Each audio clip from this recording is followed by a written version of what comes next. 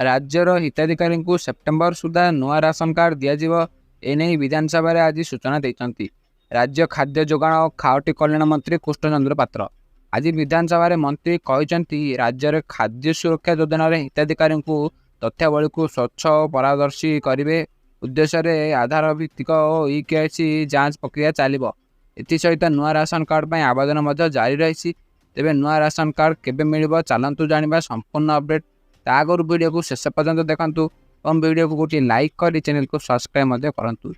यही प्रक्रिया शेष होगा पर सेप्टेम्बर सुधा हिताधिकारी नुआ राशन कार्ड दिज्व। सूचना योग्य वर्तमान राज्य में जातीय खाद्य सुरक्षा आईन अधीन 92.66% परिवार 3,25,93,875 जन हिताधिकारी और राज्य खाद्य सुरक्षा योजना 3.15 लाख परिवार 10.2 लाख हिताधिकारी उपभोक्ता होती एवं यही दुईटी योजन सामिल होगापी आहरी 9 लाख आवेदन कर नुआ हिताधिकारी चयन पर सरकार 12टी मानदंड और अयोग्य को बाद देवाई 10टी मानदंड निर्धारण कर जिला स्तर में विभागीय कर्मचारी मान द्वारा यार उपयुक्त तदंत कर योग्य विवेचित आवेदनकारी को सामिल करा जाउछि।